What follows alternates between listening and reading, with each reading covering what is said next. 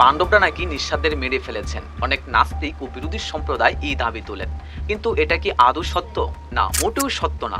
চলুন ইতিহাস দেখি। দুর্যোধন ও শকুনি যখন পাণ্ডবদের হত্যা করার ষড়যন্ত্র করে, তখন তারা বারণাবতে একটি জাতগৃহ তৈরি করে দেয়।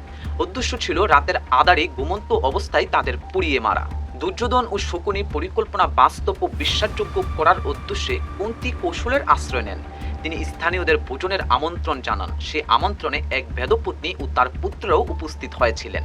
ভোজন শেষে কুন্তীর আদেশে সবাই নিজ নিজ গৃহে চলে গেলেও ওই বেদপত্নী ও তার পুত্ররা অতিরিক্ত মদ্যপানের ফলে মৃত্যুপ্রায় হয়ে সেখানেই থেকে যান। যেই মুহূর্তে জাতগৃহে আগুন ধরানো হয়, সেই নারী ও তার 5 পুত্র আগুনে পুড়ে মারা যান।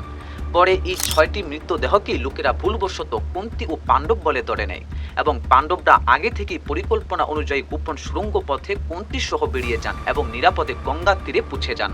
সুতরাং পাণ্ডবদের বিরুদ্ধে হত্যার অপবাদ ভিত্তিহীন ও মিথ্যা। তারা কারোর প্রাণ নেননি, বরং তারাই ষড়যন্ত্রের শিকার হয়েছিলেন এবং সেই ষড়যন্ত্র থেকে বাঁচার জন্য সুড়ঙ্গ পথ অবলম্বন করে জাতগৃহ থেকে সুরক্ষা নিশ্চিত করেছেন। এই তথ্য স্পষ্টভাবে পাওয়া যায় মহাভারতের আদি পর্বের 142 অধ্যায়ের 1 থেকে 10 নং শ্লোকগুলোর বর্ণনাতেই, যেখানে জাতগৃহ, বেদপত্নী, তার সন্তানদের মৃত্যু এবং সুড়ঙ্গ পথে পাণ্ডবদের পালানোর বিস্তারিত বিবরণ আছে। তাই যারা পাণ্ডবদের হত্যাকারী বলেছেন, তারা হয় জানেন না, নয়তো ইচ্ছাকৃতভাবে বিকৃত তথ্য প্রচার করছেন। এই ভিডিওর উদ্দেশ্য কাউকে আঘাত করা নয়, বরং ঐতিহাসিক সত্য, ধর্মীয় ঘটনাবলীর বিকৃতি ব্যাখ্যার জবাব দেওয়া। সত্য জানুন, সত্য বলুন, ধর্মকে বিকৃতির হাত থেকে বাঁচান। নম সনাতন।